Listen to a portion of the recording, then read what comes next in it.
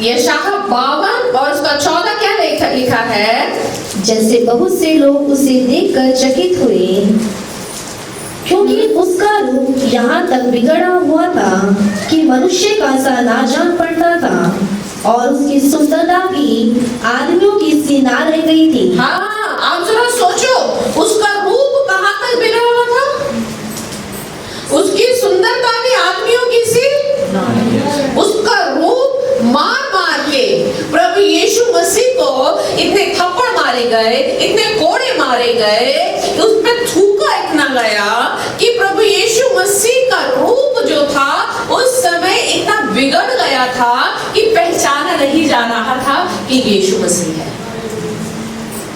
पहचाना नहीं जा रहा था, लोग पहचान नहीं सकते थे। अरे ये वही यीशु मसीह है जिसने मेरी आंखें खोली थी, ये वही है, शक्ल ही मत पहचानी नहीं जा रही इसकी, तो क्रूस पर इसकी तो शक्ल ही नहीं, यही तो है जिसने मुझे लकवे से चंगाई दी थी, पहचानी नहीं जा रही थी। सोचो, जिसका रूप इतना बिगड़ गया था, मनुष्यों के समान नहीं दिख रहा था, और यशायाह 53 क्या कह रहा है? यहोवा को ये भाया। हालेलुया। आप जरा सोचो प्रभु का प्यार, यहोवा को ये भाया कि उसको कुचले। क्यों?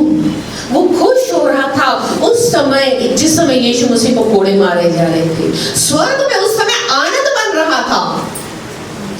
आज हम ईस्टर की इंपॉर्टेंस को नहीं जानते।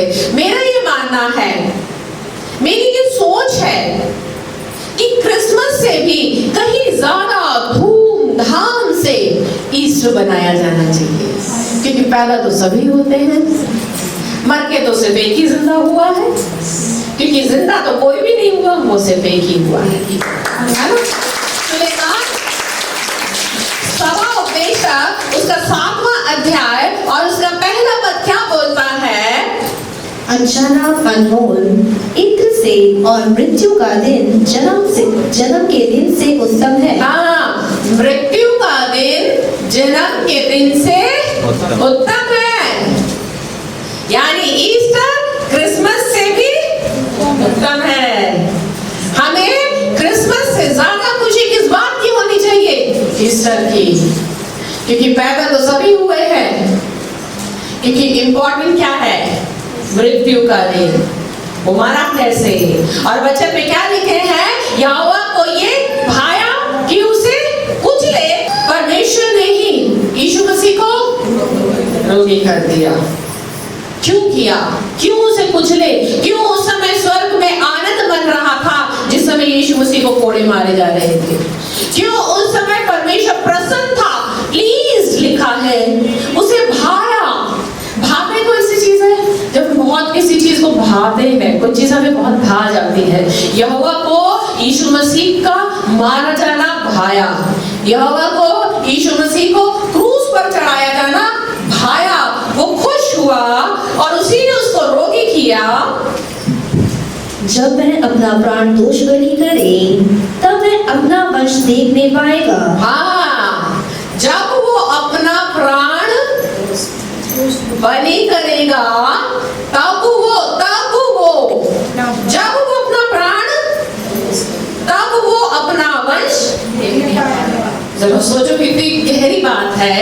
जब प्रभु उस समय स्वर्ग में इंतजार हो रहा था यीशु मसीह का, इसके ये कोड़े मारे जा रहे हैं, अब क्रूस पर चढ़ाया जा रहा है। अब उस समय है कि यीशु मसीह कहे कि हे पिता, मैं अपने प्राण तेरे हाथों में सौंपता हूँ, और ये अपना प्राण बलि करे। इसके प्राण जैसे ही निकलेंगे, उस समय मंदिर का बर्तन 2 भागों में फट गया, और लिखा है कि तब वो अपना वंश, वो आपको और मेरे से मेल मिलाप करा पाएगा। वो आपका और अपना से हमारा मेल मिलाप। इंतजार था, पूरा स्वर्ग इस समय इंतजार में था, कब इसका प्राण निकले, कब इसका प्राण निकले। हे प्रभु, इसके प्राण निकलने पाए, ताकि जैसे ही ये प्राण निकलेगा, वचन क्या कहता है?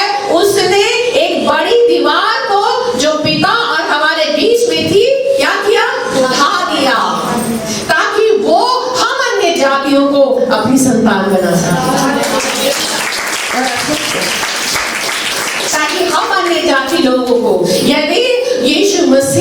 अपने प्राण नहीं त्यागते तो हम उन्हीं पापों में, उन्हीं बातों में फंसे रहते जिसमें हम जीवन जी रहे थे। जरा सोच के देखो, आप अपना पुराना जीवन जिसमें आप दुख में, बीमारी में, कर्जे में, समस्याओं में थे, आपको कोई पूछने वाला नहीं था, आप धक्के खा रहे थे, कहाँ मुझे चंगाई मिले, कहाँ मुझे शांति मिले, कहाँ मुझे छुटकारा मिले। और अगर यीशु मसीह इस संसार में नहीं आए होते तो जहां आप धक्के खा रहे होते, आज भी वो धक्के, वो अपमान, वो असफलता आपके जीवन में आज भी बनी होती है। आज हम खुश इसलिए हैं कि यीशु ने अपने प्राणों को त्यागा है। आज हम इसलिए हैं कि परमेश्वर को ये भाया। इसीलिए तो यूहन्ना की किताब 3 क्या लिखा है कि परमेश्वर ने जगत से ऐसा प्रेम रखा कि अपना इकलौता पुत्र दे दिया। आप जरा सोचो परमेश्वर का वो प्यार कि उसने अपना इकलौते पुत्र को क्रूस पर दे दिया। क्या आप अपनी संतान को दोगे? इंतजार करोगे कब इसका प्राण निकले, कब इसका प्राण निकले? जब अपनी औलाद का प्राण निकलने वाला होता है तब एक माता पिता की क्या हालत होती है? आंखों के सामने देख सकते हो? नहीं देख सकते, है ना? जब आपकी औलाद के, आपकी आंखों के सामने प्राण निकल रहे हो तब आप कहोगे प्रभु इसको जीवन दान दे दे, प्रभु इसको जिंदगी दे दे। मगर वो स्वर्ग का परमेश्वर तो इस इंतजार में था कि कब इसका प्राण निकले ताकि मैं उन अन्य जातियों को अपना बेटा बेटी बना लूं। हालेलुया। प्रभु यीशु मसीह की मृत्यु इस संसार में, इस जगत में क्या मायने रखती है? आज हम अपने स्वार्थ, अपने लालच में आकर परमेश्वर को यूं ही इस्तेमाल कर लेते हैं। हम सोचते नहीं है कि उसने हमारे प्राण इसलिए त्यागे, उसने अपने प्राण इसलिए त्यागे हैं कि हम परमेश्वर की संतान बन जाए, ताकि वो अपना वंश देखने पाए। सिर्फ वंश ही नहीं परंतु वो हमें स्वर्ग का अधिकारी बनाना चाहते हैं। ताकि हम पाप में जीवन ना जीते रहे परंतु तुम स्वर्ग के अधिकारी बन जाओ। उसकी मृत्यु इस संसार में एक आशीष का कारण है। हम क्रिसमस में कैरल बनाते हैं, घर घर जाकर लोगों को ये बताते उद्धारकर्ता का जन्म हुआ है। मैं सोचती हूँ ईस्टर पे कैरल निकालनी चाहिए ताकि हम घर घर जाकर लोगों को बताएं, देखो हमारा मसीह जिंदा हो गया, देखो हमारा मसीह जिंदा हुआ है। हमें तो घर घर जाकर कैरल निकालनी चाहिए, यीशु मसीह के जीवित होने का सुसमाचार सुनाना चाहिए, क्योंकि जन्म का दिन मृत्यु के दिन से बड़ा है।